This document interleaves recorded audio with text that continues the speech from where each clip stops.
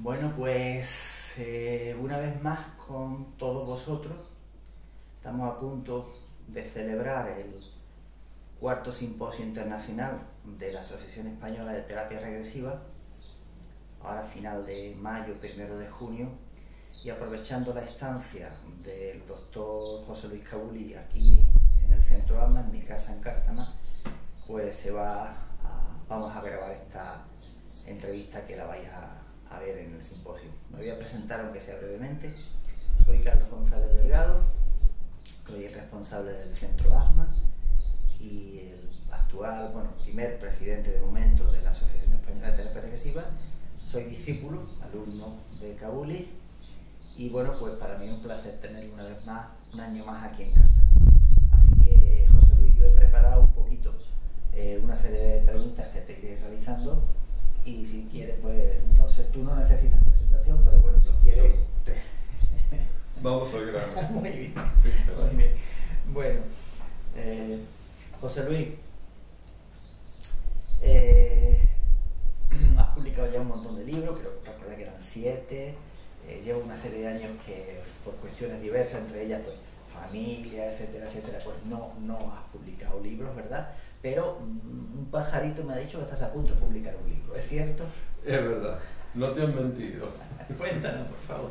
Bueno, es verdad, han pasado 10 años, exactamente 10 años de la publicación de mi último libro, Atrapamiento y Recuperación del Alma, y ahora, dentro de nada, dentro de poquito, si Dios quiere, aparecerá el 8º libro, ¿no?, que trata sobre la sanación del femenino herido a través, por supuesto, de la terapia de vidas pasadas, ¿no?, que es lo único que sé hacer.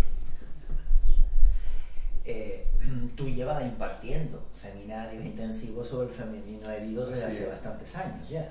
Así es, sí, hace ya unos cuantos años, casi 20 años, no me acuerdo exactamente cuándo comencé, pero la primera vez que comencé a hablar del femenino herido sí fue alrededor de hace 20 años, ¿no? Pero me llevó tiempo entender lo que es el femenino herido, primero lo que es el femenino, ¿no?,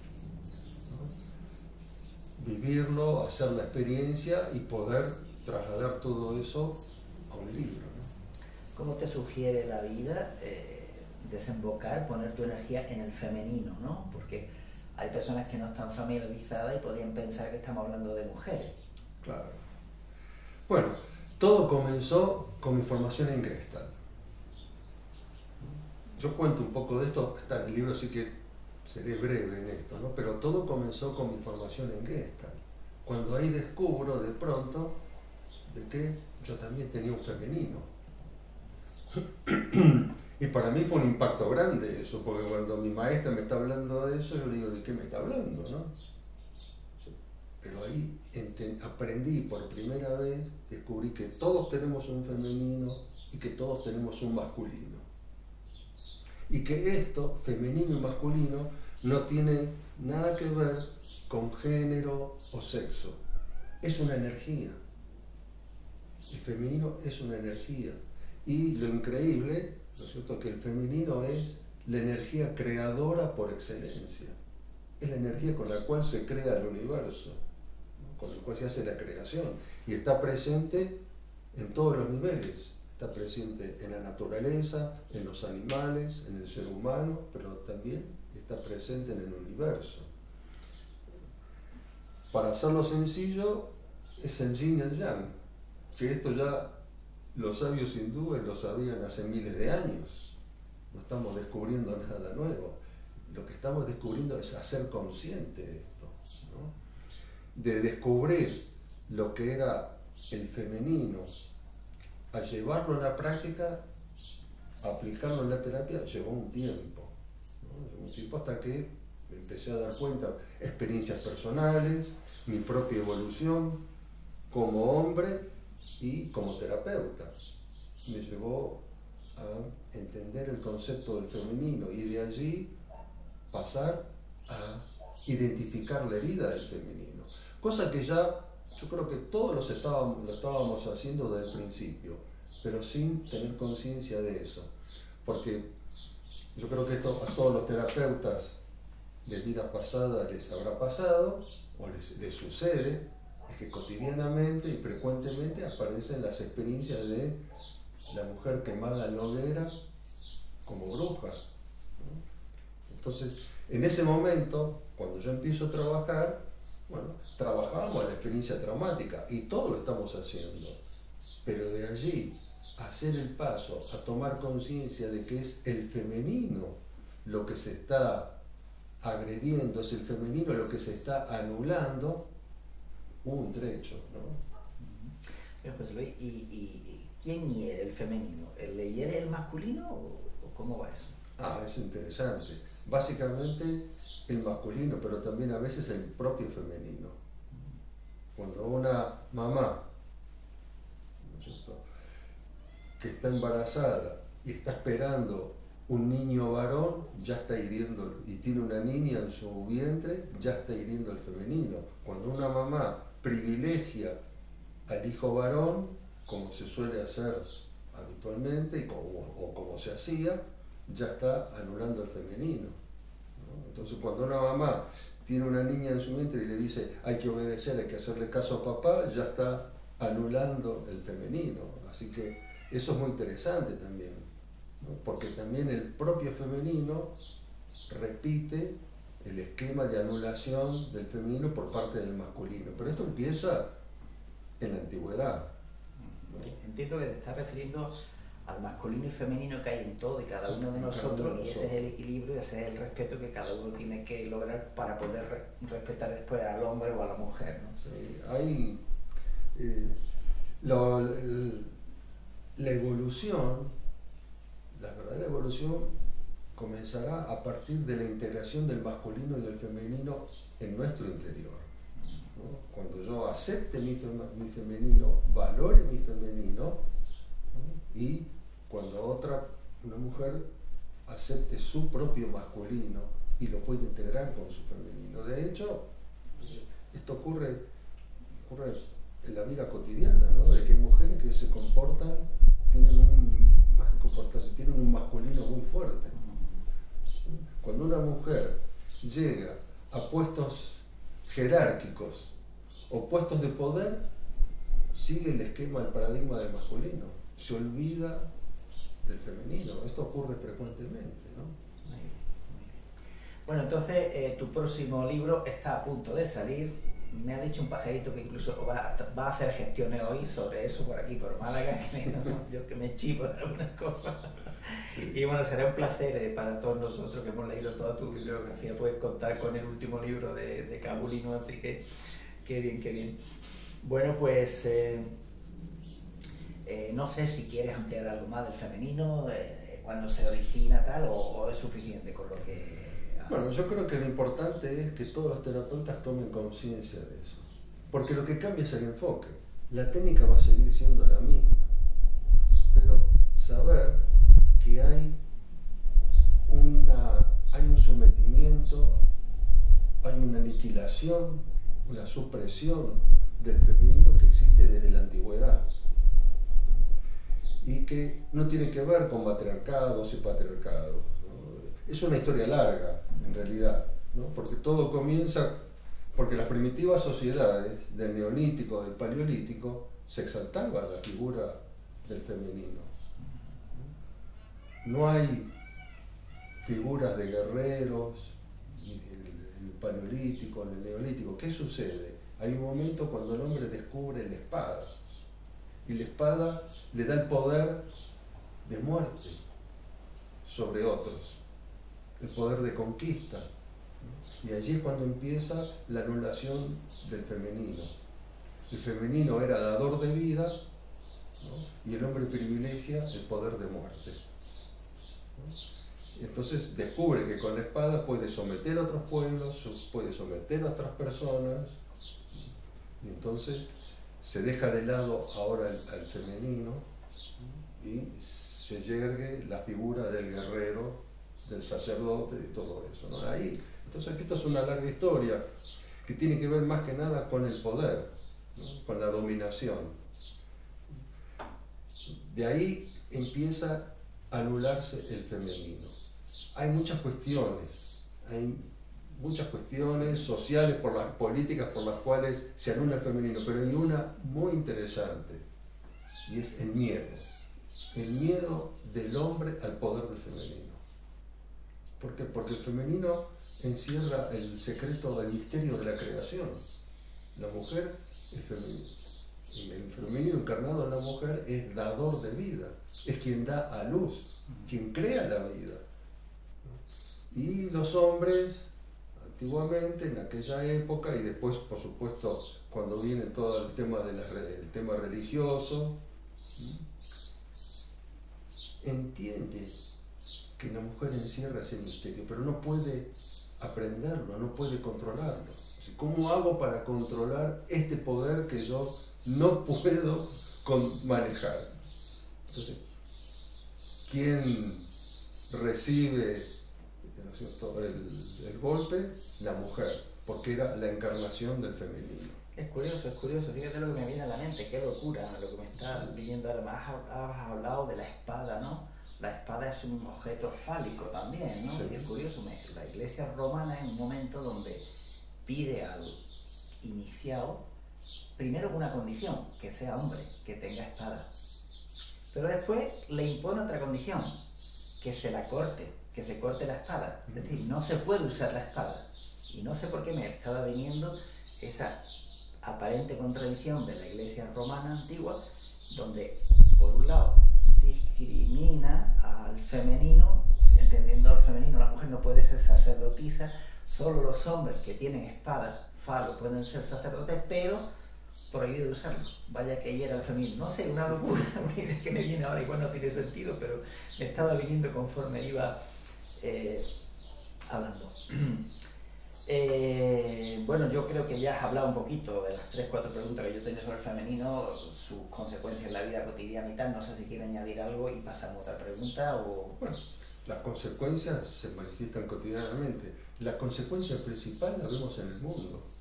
El mundo que estamos viviendo hoy, ¿no?, es el mundo de la dominación de unos sobre otros, ¿no? Y todo eso porque está la herida del femenino. Lo que vivimos en el mundo actualmente es la herida del femenino, porque el femenino, ¿qué es lo que busca? Es cuidar, proteger, alimentar, nutrir, sostener, ¿no?, cuidar las emociones, ¿no? Y el mundo actualmente está en manos del poder masculino, no del hombre. Es que esto es lo difícil de entender, ¿no? Del poder masculino, el de poder, la energía masculina. de la energía, ¿no?, O sea, por sobre el femenino. ¿Se podría equiparar el femenino herido con el niño interior herido? Bueno, son cosas diferentes, ¿no? Una cosa es el niño, ¿no?, y otra cosa es el femenino. Porque puede haber el niño masculino herido también y Por un supuesto. femenino herido. Hay masculino herido también. Okay. Lo que pasa es que lo que en este momento es más urgente y lo que aparece a diario, cotidiano, históricamente. ¿Por qué aparece esto? Porque cuando trabajamos con vidas pasadas, lo que está apareciendo es la historia viva de la humanidad. Porque tú lees los textos, lees una historia escrita, pero nadie te puede contar la vivencia de esos hechos. Y cuando trabajamos con las vidas pasadas, ¿qué es lo que sucede? Que aparece la vivencia real. ¿Qué es lo que experimenta una mujer cuando es quemada en la hoguera?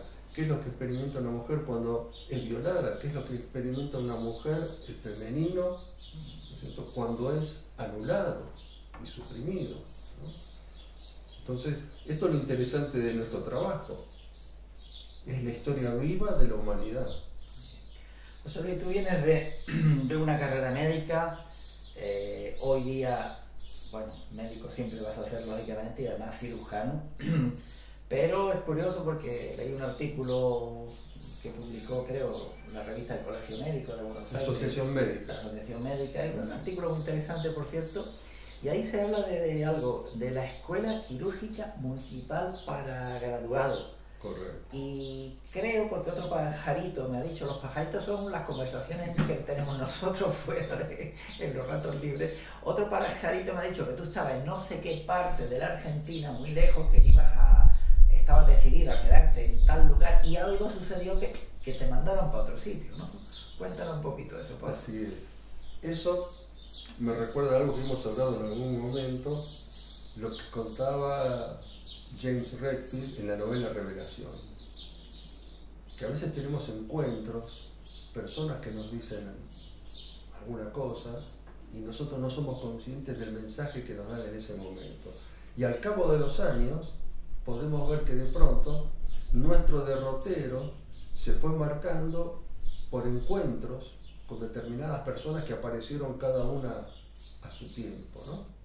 Y eso sucedió conmigo porque yo estaba cumpliendo con el servicio militar en Argentina, en el sur de Argentina, en Río Gallegos, y de pronto tenía la oportunidad de quedarme ahí, en el hospital, de formarme allí en cirugía, y de pronto un médico que era el capitán del escuadrón de sanidad de la Fuerza Aérea me dice, no, vos tenés que ir a Buenos Aires, tenés que irte de acá y tenés que ir a la Escuela Quirúrgica Municipal para graduados. Yo ni sabía que existía eso. Así que me fui a Buenos Aires, doy el examen, que era un examen muy particular, y entro en la escuela quirúrgica. Y así fue como eso me marcó para toda la vida, porque me marcó no solamente como cirujano, sino a nivel de una disciplina, de una estructura y de una conducta y de un comportamiento que lo sigo manteniendo, sigue en mí todavía, ¿no? Así que realmente, y todo eso después se volcó a la terapia reversible. Algo se estaba moviendo en el mundo. Ya me estaba, sí. Muy bien. Bueno, voy a repasar a ver qué pregunta más te tengo por aquí. Por cierto, una anécdota pequeña. Me ha recordado esta mañana a Del Bosque. Y Del Bosque, el jugador del Real Madrid, que fue seleccionador con España, ¿no? Porque claro, leo el artículo, hay un montón de fotografías, ¿no? Y hay una que está con un mostacho, con un bigote. Sí, Digo, ahí está Del Bosque. Tremendo. ¿Quién era el jefe y qué legado dejó para ti o para vosotros? El jefe es muy interesante. El jefe era Ricardo Finoquieto, hermano de Enrique Finoquieto, ¿no? Que eran dos cirujanos famosos en Argentina. Ahora, cuando yo llego ahí a la escuela quirúrgica, Ricardo Finoquieto ya había fallecido hacía 14 años, pero todo el mundo hablaba del jefe y se referían a él. Y tú al principio no lo sabías. Y yo no sabía eso, ¿no? Entonces yo estaba en la sala porque el jefe de sala era mi maestro de cirugía, el doctor Delfín Vilanova, y yo escuchaba a los médicos grandes, cuando hacíamos la revista de sala, decían, sí, porque el jefe decía así, porque el jefe hacía esto, porque el jefe decía tal cosa. Sí, ¿quién es el jefe? ¿Cómo es? Y al tiempo caigo que el jefe era Ricardo Finoquieto, que sus alumnos, sus discípulos, todavía lo seguían nombrando. Y a veces le decían el jefe o a veces simplemente sus iniciales, RF. Entonces cuando hablaban de RF era Ricardo Finoquieto, ¿no? Pero eso fue una cosa interesante porque aprendí ahí lo que era la devoción, el cariño y el respeto hacia el maestro, ¿no? Fue la primera lección que recibo, ¿no? De esta relación, de esta conjunción entre maestros y discípulos, ¿no? Había una veneración que tenía esa gente impresionante, ¿no? Y eso me marcó también, ¿no? Me cambió la vida, ¿no? Entender y ver hasta dónde llegaba cuento una anécdota, un detalle, ¿no? De cómo era Ricardo Finoquieto. Cuando los cirujanos se cambiaban para ir a operar, que dejaban la ropa en el vestuario, ¿no? Y se ponían el ambo de cirugía, no había casilleros, dejaban la ropa colgada, ¿no? Entonces cuando todos iban a operar, Ricardo Finoquieto entraba en el vestuario y revisaba los cuellos de la camisa. Que estuvieran limpios. Que estuvieran limpios. Fíjate hasta qué detalle, ¿no? Se preocupaba, ¿no? Bueno, entro en la escuela y me encuentro con toda una mística, ¿no? Y ahí es cuando aprendo una técnica, que después yo traslado a la técnica de que aprendí ahí de la cirugía la traslado a la terapia de vidas pasadas. Soy muy quirúrgico en eso. Sí, ya lo sé. Señor cirujano. Bueno. Pero eso fue muy importante, ¿sabes por qué? Porque en la escuela aprendí la importancia de una técnica detallada, paso a paso para el principiante, para el que empieza. Y esto es lo mismo que pasa cuando empiezas a enseñar y a transmitir cómo se trabaja en vida pasada, porque no puedes decir cualquier cosa, tienes que seguir una serie de pasos. Yo lo que hice fue calcar lo que aprendí, la disciplina básicamente, y que para hacer las cosas se hacen de una manera y no de cualquier manera. Y me acuerdo todavía tus amenazas en el último seminario de mi formación. A alguno no le voy a dar el diploma, como a veces se cabreaba con nosotros, indisciplinados, algunos a veces. José Luis, tengo otra pregunta que también he deducido, ¿no? Del artículo que leí esta mañana. ¿Cuál es para ti la diferencia entre formación quirúrgica? Tú te formaste como médico cirujano, ¿verdad? Y formación espiritual. Es muy interesante eso. Porque eso también lo descubrí allí, ¿no? Sabes, en esta escuela, tengo que volver a ello, ¿no? Para ver de dónde viene, ¿no? En esa escuela había una mística. Y resulta que uno de sus creadores, que no fue el creador inmediato, pero había fallecido en 1902, ¿no? Alejandro Posadas. Aparte otro fenómeno, como un cirujano que muere con 31 años y dejando discípulos, ¿no? Y siendo maestro, y se va con 31 años. Bueno, 40 años después, frente a su tumba, uno de sus discípulos hace un panegírico, ¿no? Sobre su maestro, que era justamente Enrique Filoquieto, el quien hace el discurso, y habla de cómo influyó en su formación espiritual este hombre. Y no habla de formación quirúrgica, habla de formación espiritual, 40 años después de la desaparición de su maestro.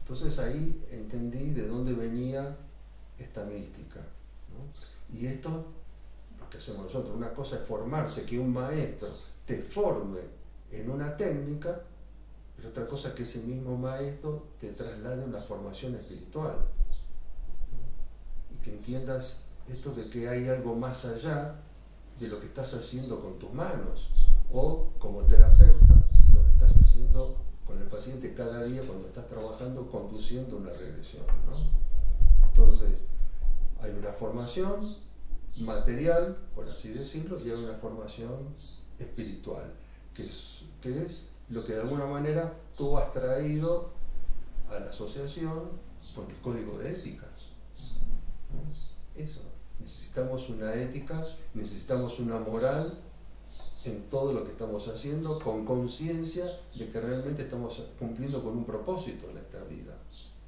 De eso se trata, ¿no? La formación quirúrgica, la formación en vidas pasadas y la formación espiritual. O sea que te formaron como médico, como cirujano, pero también te formaron profundamente en el plano espiritual, en esa escuela municipal. Claro. José Luis, ¿por qué municipal? ¿Porque no era estatal? Porque es interesante, porque pertenecía a la ciudad de Buenos Aires y fue reconocida, ¿no? Por la municipalidad de Buenos Aires, ¿no? O lo que sería aquí el ayuntamiento, ¿no?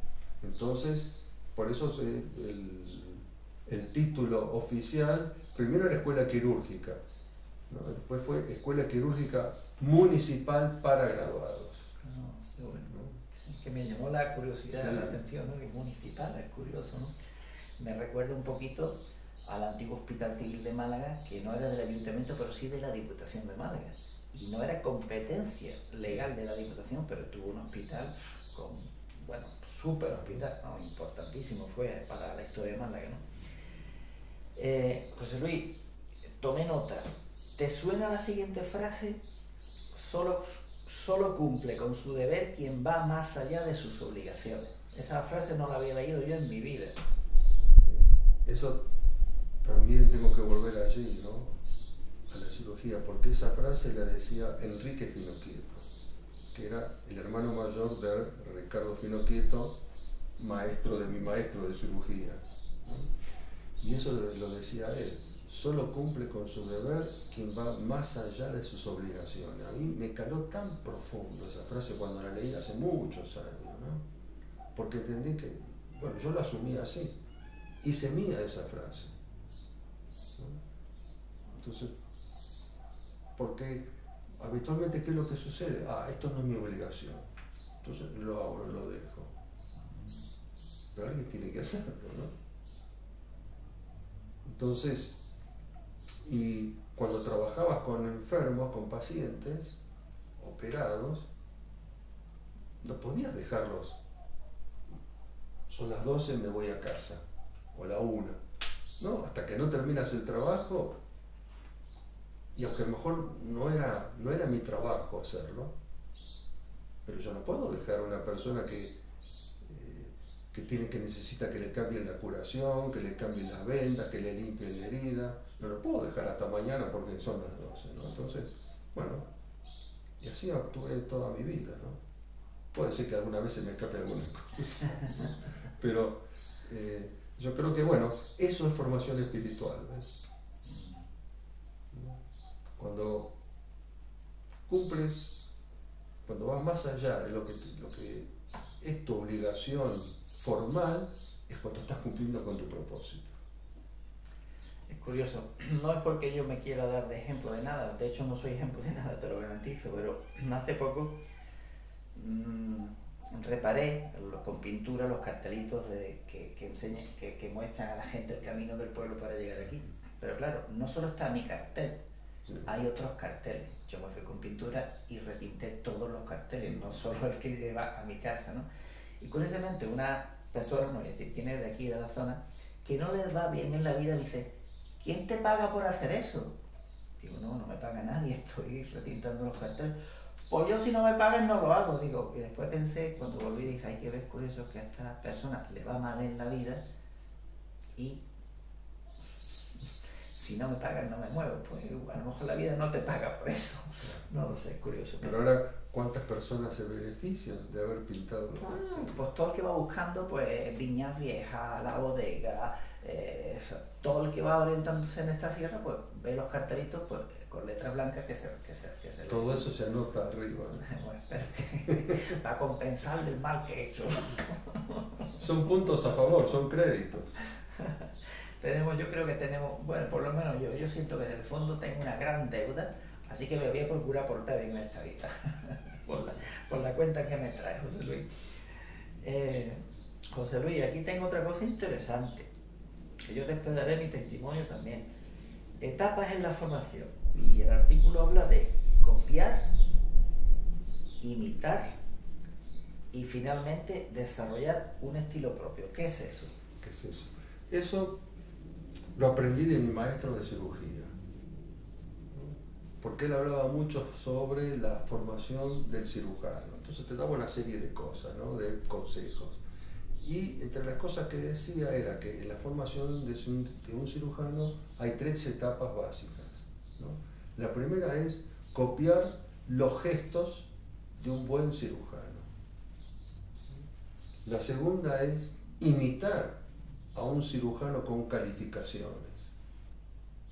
Y la tercera es desarrollar el estilo propio. Pero tienes que empezar por abajo, ¿no? Como cuando, no sé, para llegar a pianista tienes que empezar a practicar y estudiar la técnica y todo eso, ¿no? Entonces, yo eso lo trasladé también a la enseñanza de la terapia de vidas pasadas, ¿no? ¿Qué puedes hacer para facilitar el trabajo del terapeuta que recién comienza, ¿no? Que copie. Yo no tengo ningún problema que me copien, que me imiten. Es más, es lo que le pasa a muchos, ¿no? Españoles, chilenos que terminan haciendo las consignas en argentino, ¿no? Me lo dicen a veces, ¿no? Me lo han dicho, ¿no? Pero y está bien eso, ¿no? Pero eso lleva años. Le lleva años a un cirujano y un día de pronto, una vez que tienes todo internalizado en tu interior, tienes todo tu conocimiento, todas las técnicas aprendidas y de pronto un día sales haciendo algo diferente y ese es tu estilo. Es curioso porque yo quiero dar testimonio de eso justamente, ¿no? Yo, durante los primeros años, claro, uno parte de la inexperiencia, vale, tengo el título, tengo el diploma, soy terapeuta en vida pasada, pero yo tengo poca experiencia. Y yo hablaba, la gente me decía, Carlos, tú eres argentino, ¿verdad? Yo argentino no, que va, no, es que hay momentos que hablas como un argentino. Y decía, madre mía, claro, es verdad. Y con el paso de los primeros años me fui dando cuenta que yo te estaba copiando. Y entonces había un montón de cosas que eran tuyas, pero cuando me sentía inseguro, utilizaba una técnica que no aprendí de nadie, pero que a mí me funcionaba. Y era, te imaginaba a ti y sentía como si tu cara viniera a la mía y por un rato se convirtiera mi cara en la tuya. Yo creo que era como una conexión, ¿no? Y entonces, claro, me salían palabras argentinos y la gente me decía si yo era argentino, ¿no? Entonces yo, con el paso del año, digo, no, es que mira, ¿sabes qué pasa? Que no me di cuenta, pero he copiado a mi maestro. Y después lo de la imitación era exactamente eso. Digo, hostia, estoy imitando a Kabuli, pero creo, fíjate por dónde voy, que era mi falta de seguridad en mí mismo, mi falta de confianza en mí mismo. Entonces, ¿a quién voy a copiar? ¿A quién voy a imitar? A imitar a mi maestro, ¿no? Y eso me pasó. Y es curioso porque de aquí a 2 o 3 años es cuando ya me he desapegado de ti. Es cuando ya veo yo ahora que tengo mi propio estilo, que se vaya imponiendo mi propio estilo. Pero han pasado 15 años, ¿eh? Sí, pero es natural, porque eso ocurre en un cirujano. Lleva mucho tiempo madurar la técnica, incorporarla y después transformarla. Yo no estoy haciendo hoy, no estoy haciendo la técnica como la aprendí, ¿no? Pero me llevó años. Curioso. Muy bien, a ver qué otra pregunta tengo por aquí, José Luis.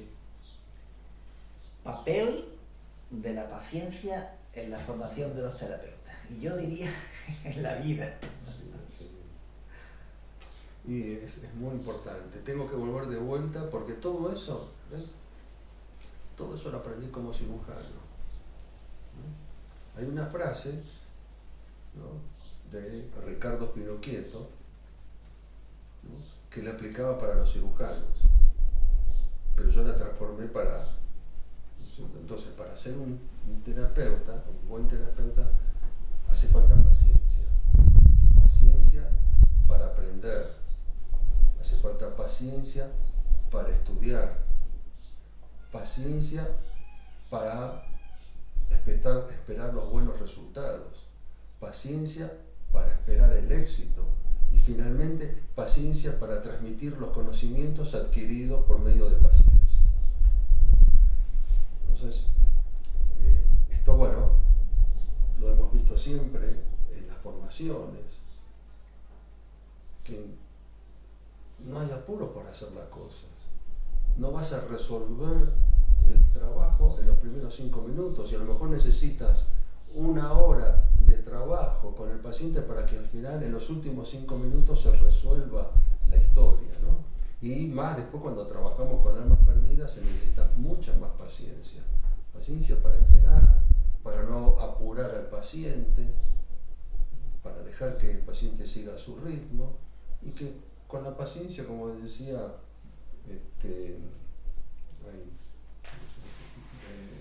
no me sale el nombre. Fuera. Sí, se me fue. Con la paciencia todo se alcanza, ¿no? Entonces, no sé por qué no me puede salir el nombre. Y básicamente es eso, la paciencia. Muy bien. Y voy a la última pregunta, pero igual brotan algunas más. José Luis, ¿dónde está el verdadero reconocimiento y qué papel debe jugar en la vida del terapeuta? Y eso es muy importante también, ¿no? Porque como seres seres humanos tenemos nuestro ego, queremos que nos reconozcan, que se reconozca nuestro trabajo, que se reconozcan nuestros méritos, pero el premio no está en el reconocimiento contemporáneo, ¿no? El premio está en la conciencia de haber contribuido a nuestro desarrollo personal y a la sanación de otras personas. Ese es el premio, ¿no? No esperar el reconocimiento, ¿no? Sino hacer lo que hemos venido a hacer, porque en realidad el reconocimiento lo vamos a tener arriba, cuando volvamos a la luz. Ahí es el verdadero reconocimiento, ¿no? Los papeles, las cosas que nos den aquí, no tienen realmente valor. Entonces, lo importante es trabajar con paciencia, hacer lo que hemos venido a hacer, hacerlo de la mejor manera posible, sabedores de que realmente el premio está allí, ¿no? El premio está en la luz cuando volvamos a él. El premio está en la luz. Te leo una frase que tú me recordaste, y yo la anoté. El premio no está en el reconocimiento contemporáneo, sino en la propia conciencia de haber contribuido a nuestro desarrollo sin pensar en beneficio propio. Eso, faltaba eso, sin pensar en el beneficio propio. Eso me recuerda a algunas enseñanzas hinduistas, ¿no? Que hablan de, en el sentido de la correcta acción, la desligaban de su propio resultado. Claro que sí. Porque todo lo que vivimos es el fruto de una acción previa. Y lo que vamos a vivir es el fruto de nuestras acciones actuales. Y a eso le unimos las vidas pasadas.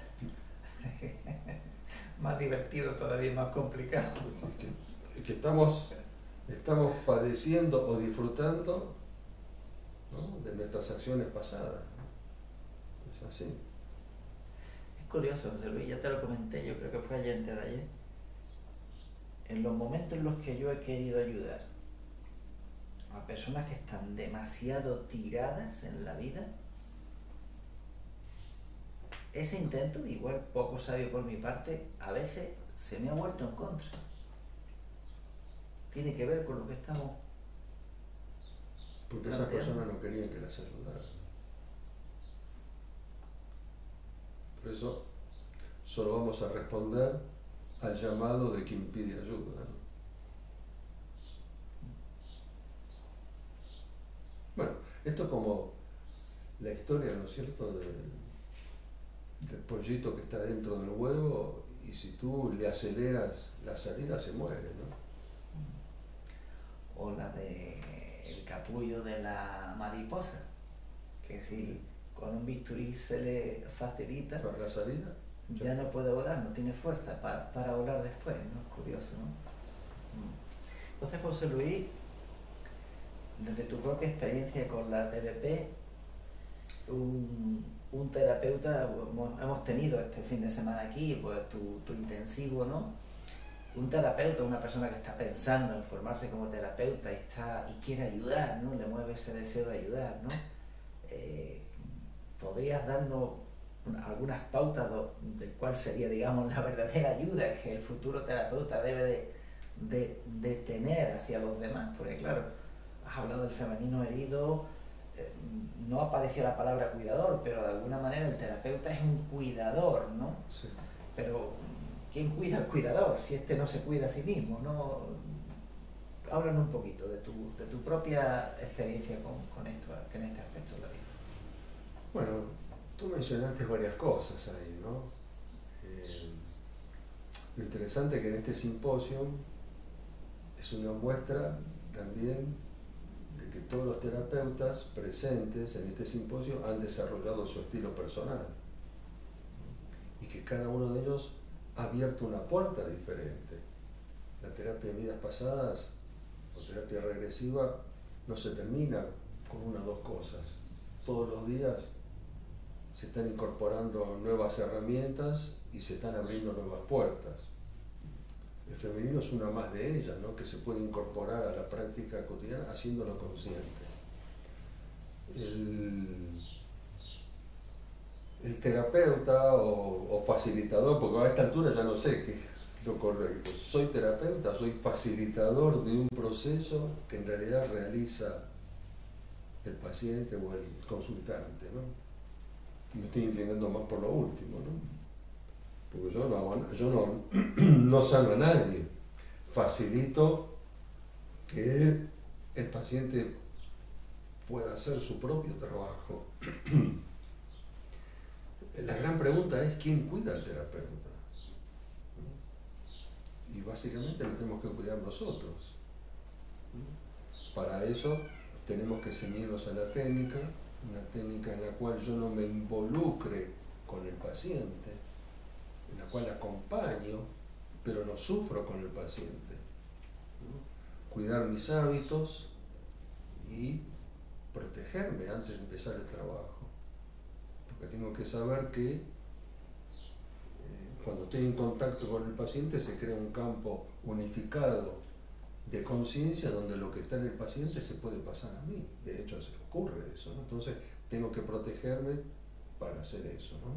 Y estar atento a todas las circunstancias que pueden ocurrir, porque me puedo encontrar con entidades oscuras, entidades que pueden traer a maltraerme a mí mismo, que pueden agredirme a mí mismo, que pueden pasarse a mi campo de energía.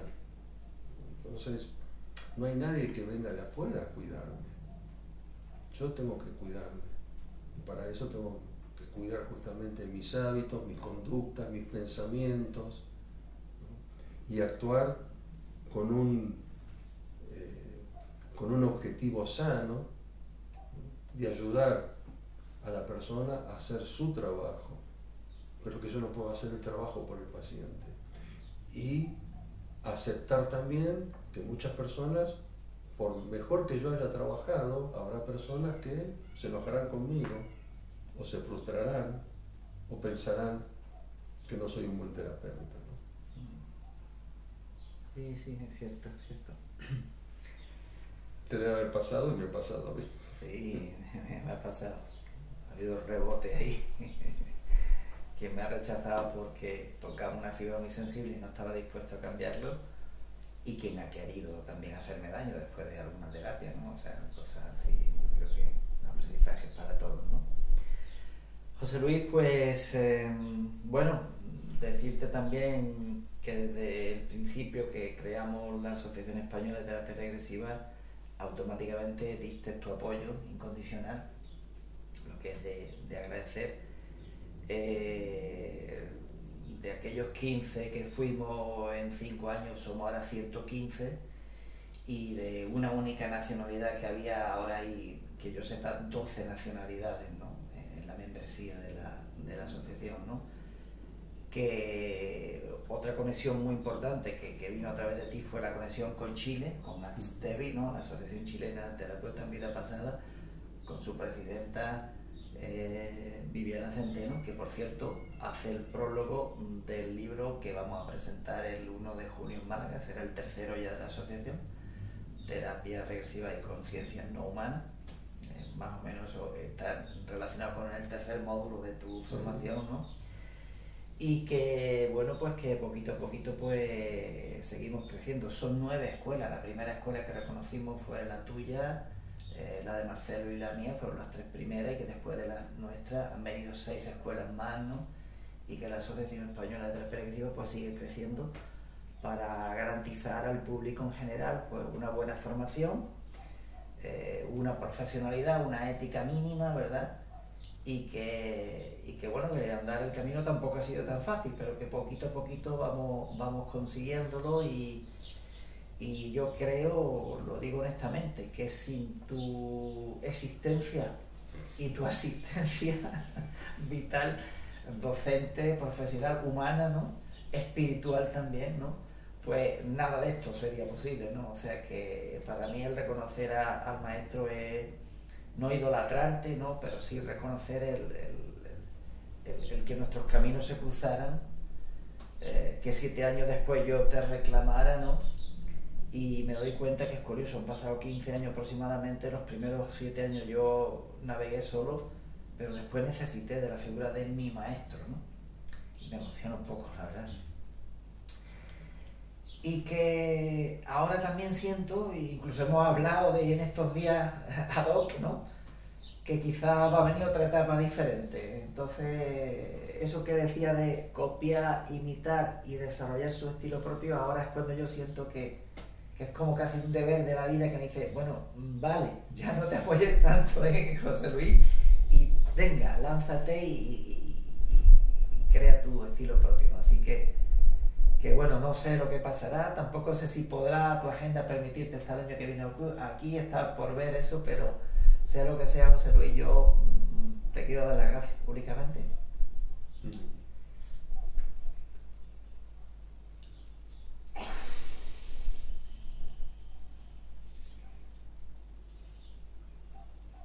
No siempre puedes reconocer a mis profesores, no siempre tuve esa humildad de reconocerlo, pero contigo sí lo he hecho bien. Así que gracias, Luis. Gracias. Gracias a ti, Carlos, y yo creo que realmente tú has sido el instrumento idóneo para que esto fuese una realidad. Yo no lo podría haber hecho, yo te impulsé, ¿no es cierto? Lo hemos charlado, pero alguien tenía que llevarlo, y ese eras tú, ¿no? Porque fue una dedicación prácticamente 100%, casi 100% de tu vida a la asociación, ¿no? Sí, pero estoy soltero, no tengo familia, no tengo hijos. Por eso Dios te eligió a ti, me despierto a las 5 de la mañana, como gusta de las 6, a veces más temprano, ¿no? ¿Quién lo iba a hacer sino yo, ¿no? Yo creo que era, como bien dice aquí, era mi deber. Yo siento que era y sigue siendo mi deber, ¿no? Así que al final vas a ser un cirujano filoquietista. Bueno, José Luis, no sé si quiere añadir algo más. No, nada más. Yo, gracias a todos los presentes. Lamento y pido disculpas no estar en forma presencial, pero bueno, hay responsabilidades, obligaciones. Yo diría, son responsabilidades que tengo que cumplir, que asumir, y esta es una manera que hoy la tecnología nos permite. Así que gracias. Gracias en particular a todos mis colegas, a todos los terapeutas que se han manifestado aquí en este simposio. Gracias.